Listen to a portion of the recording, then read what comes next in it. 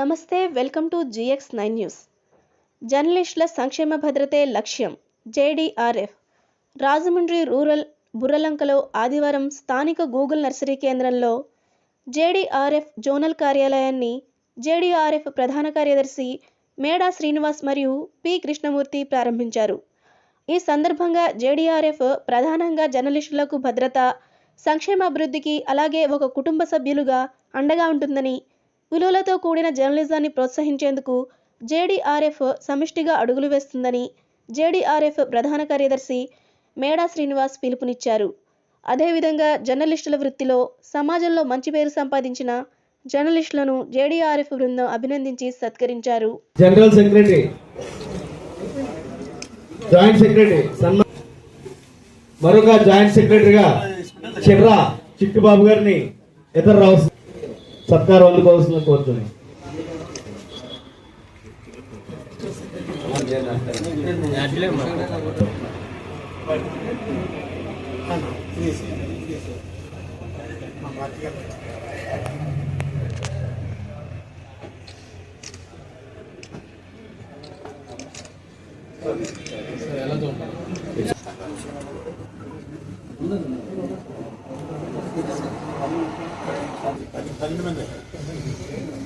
Media coordinator గా రమేష్ గారిని ఎదురు రావాల్సిన కోరుతున్నాం. మీడియా కోఆర్డినేటర్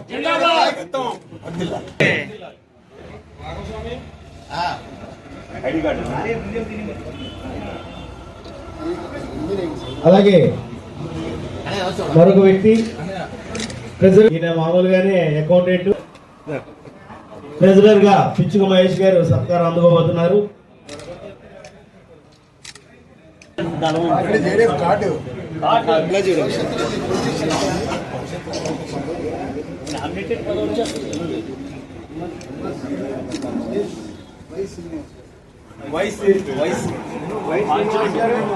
వై శ్రీనివాస్ గారిని కూడా, తర్వాత నాగేశ్వర గారిని కూడా ఈసీ మెంబర్, తర్వాత ఇంకొక ఈసీ మెంబర్ కత్తి శ్రీని గారిని కూడా ముందుకు రావాల్సిందిగా కోరుచున్నాం.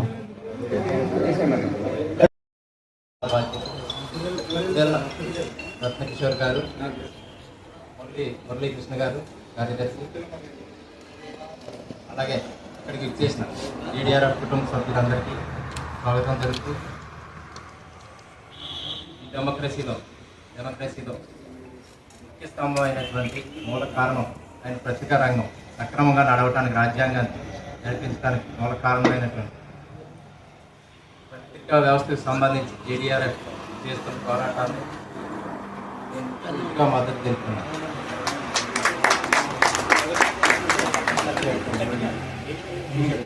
గారికి, అదేవిధంగా మరి ప్రజాకాంక్ష పత్రిక MD మరియు JDRFకి నాయకులు, పెద్దలు, అన్నగారు మన పోవలకోట కృష్ణ గారికి, అదేవిధంగా సుదర్శన్ గారికి, మన JDRF కార్యాలయాన్ని ఇచ్చినటువంటి మూర్తి గారికి, మరి రామచంద్రుడి గారికి, వివిధ జిల్లాల నుండి విచ్చేసి వివిధ పత్రికా రంగాల నుంచి విచ్చేసినటువంటి పత్రికా రంగ సోదరులందరికీ కూడా పేరు పేరున ధన్యవాదాలు తెలియజేస్తున్నాను సార్. చాలా అలాగే నెక్స్ట్ ఇంకొక వైస్ ప్రెసిడెంట్ గా నరేష్ కుమార్ గారిని, యార్లగడ్డ నరేష్ కుమార్ గారిని ఎదురు రావాల్సింది కోరుచున్నాం. యార్లగడ్డ నరేష్ కుమార్ గారు.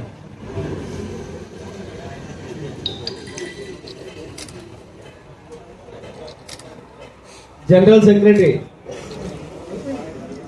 జాయింట్ సెక్రటరీ మరొక జాయింట్ సెక్రటరీగా చిర్రా చిట్టుబాబు గారిని ఇతర రావాల్సిన సత్కారం అందుకోవాల్సిందని కోరుతున్నాం.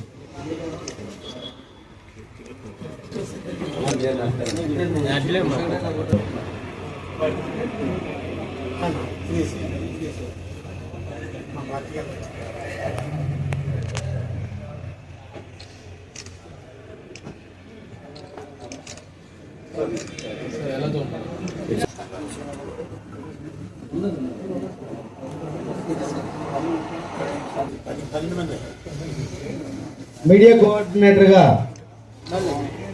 రమేష్ గారిని ఎదురు రావాల్సిందిగా కోరుచున్నాం. Media coordinator.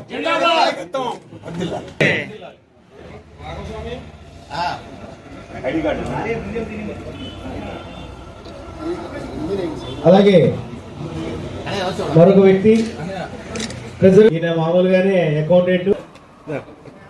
ట్రెజరర్ గా పిచ్చుక మహేష్ గారు సత్కారం అందుకోబోతున్నారు.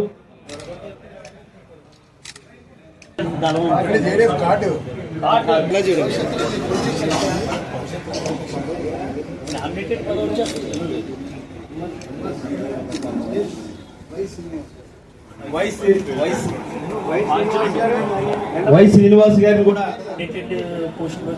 తర్వాత నాగేశ్వరరావు గారిని కూడా ఈసీ మెంబర్, ఇంకొక ఈసీ మెంబర్ కత్తి శ్రీని గారిని కూడా ముందుకు రావాల్సిందిగా కోరుచున్నాం. మీడియా సోదరులందరికీ నా ప్రత్యేక ధన్యవాదాలు తెలియజేస్తున్నాను. ఈరోజు ప్రధానంగా జర్నలిస్టులు ఎలాంటి దుర్భర జీవితాలు గడుపుతున్నారనేది మొట్టమొదట యావత్ భారతదేశం అంతా తెలుసు. ఒక్కడేంటంటే ప్రభుత్వం, కొన్ని రాజకీయ పార్టీలు కావచ్చు, కొన్ని కార్పొరేట్ మీడియా సంస్థలు కావచ్చు, చిన్న పత్రికలు పెద్ద పత్రికలు అని రెండు రకాల వ్యత్యాసాలు చూపిస్తాయి. నేను మొదటి నుంచి ఒకటే చెప్తున్నాను. ఆర్ఎన్ఐ గైడ్ లైన్స్లో కానీ ఆర్ఎన్ఐ యాక్ట్లో కానీ చిన్న పత్రికలు పెద్ద పత్రికలు అనే యాక్ట్ ఎక్కడా లేదు. వాళ్ళకి ఇచ్చినటువంటి గీతలో మనం ప్రయాణం చేయడానికి సిద్ధపడి, నేను చిన్న పత్రికని వాళ్ళు పెద్ద పత్రికలు అని మన నోటితోనే మనం పలికించేటటువంటి దుస్థితి ఈరోజు కొన్ని కార్పొరేట్ శక్తులు కాన్స్పిరసీలో మనం కూడా బలిపశువులు అవుతాం. మేధావర్గం అంటారు జర్నలిస్టులు. అలాంటి మేధావర్గం ఏదైనా ఒక ఇష్యూ బయట నుంచి వస్తుంది అంటే అందులో ఏది వాస్తవం ఏది అబద్ధం అనేది మొట్టమొదటి మనకు తెలియాలి. ఎందుకంటే చట్టం తెలిసినటువంటి వ్యక్తులం సమాజంలో ఒక ఎస్టేట్గా ముందుకు ఫోర్త్ ఎస్టేట్గా నడుస్తున్నటువంటి ఒక కీలకమైనటువంటి ఒక బృందం. ఈ బృందం ఖచ్చితంగా చట్టపరమైనటువంటి హక్కుల్ని మనం తెలుసుకోవాలి. తెలుసుకొని చట్టాన్ని 10 మందికి ఉపయోగపడే విధంగా, ఈ సమాజానికి వాస్తవాలు తెలిసే విధంగా జర్నలిస్టు ప్రధాన భూమిక పోషిస్తున్నటువంటి ఈ వ్యవస్థలో ఖచ్చితంగా జర్నలిస్టులు అనేవాళ్ళు ఆదర్శంగా ఉండాల్సిన అవసరం ఉంటుంది. జేడీఆర్ఎఫ్ ఆధ్వర్యంలో ఈ మధ్య రీసెంట్గా మా కృష్ణ గారు, అలాగే మా అధ్యక్షుడు కృష్ణ గారు, అలాగే మొత్తం కమిటీ, నేషనల్ కమిటీ అంతా కూడా డిస్కస్ చేసుకొని ముఖ్యమంత్రి చంద్రబాబు నాయుడు గారికి కొన్ని తీర్మానాలతో ఒక రిప్రజెంటేషన్ ఇవ్వడం జరిగింది. అందులో ఏంటంటే ప్రధానంగా ఎంపానల్మెంట్కి వ్యతిరేకిస్తూ, అలాగే అర్హులైనటువంటి వాళ్ళందరికీ కూడా అక్రిడేషన్ కంపల్సరీ. ఇప్పుడు ఏంటంటే దురదృష్టం ఏంటంటే ప్రభుత్వ యంత్రాంగం అంతా అక్రిడేషన్ లేకపోతే వాడు జర్నలిస్ట్ కాదు అనే ఒక బ్యాడ్ ప్రాబ్లం నడుస్తుంది. అక్రిడేషన్కి జర్నలిజానికి సంబంధం లేదు. అక్రిడేషన్ అనేది పొలిటికల్ సపోర్టు. మ్యాక్సిమం ఈరోజు డిపిఆర్ వాళ్ళందరూ కూడా పొలిటికల్ సపోర్ట్ ఉన్నటువంటి వాళ్ళందరికీ కూడా అక్రిడేషన్స్ ఇస్తున్నారు. అసలు పొలిటికల్ సపోర్ట్ ఎవరికి ఉంటుంది? నిజంగా క్వాలిఫైడ్ జర్నలిస్ట్కి చాలా మందికి ఈరోజు అక్రిడేషన్స్ లేవు. కొన్ని జర్నలిజాన్ని నమ్ముకున్నటువంటి వాడికి ఏ విధమైనటువంటి సౌలభ్యాలు లేవు, ఏ విధమైనటువంటి అర్హతలు లేవు. జర్నలిజాన్ని అమ్ముకునే కార్పొరేట్ మీడియాకి మాత్రం ఈరోజు అన్ని అర్హతలు ఉన్నాయి. అందుకని మొట్టమొదట మనది జర్నలిజం మీడియా వ్యవస్థ, అంతేగాని దీనికి చిన్న పెద్ద అనేది కొలమానం లేదు. మనం అందరం కూడా సమానమే, మనం అందరం పెద్దవాడే.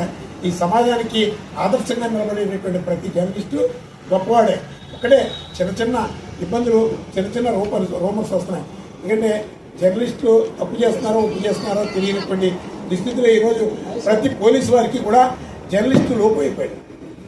ఒకప్పుడు జర్నలిస్ట్ అంటే ఎంతో గౌరవం, భక్తి, ఇలాంటి భావజాలం ఉన్నటువంటి పోలీసు వ్యవస్థకి ఈరోజు జర్నలిస్ట్ని అకారణంగా ఏ విధమైన ఆధారాలు లేకపోయినా ఎవరో ఒక ఫాల్స్ కంప్లైంట్ ఇచ్చినా పోలీస్ స్టేషన్ పిలుస్తున్నారు, గంటలు కూర్చోబెడుతున్నారు.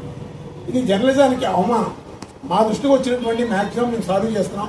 అలాంటి పరిస్థితులు ఏ గ్రామంలో వచ్చినా నేను అలాంటి వాటిని ఖచ్చితంగా జేడీఆర్ఎఫ్ నుంచి మేము హ్యాండిల్ చేస్తున్నాం. మేము న్యాయం చేయగలుగుతాం.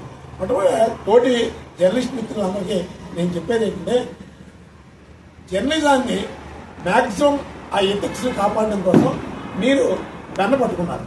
దాన్ని కాపాడడం కోసమే బ్రతకండి.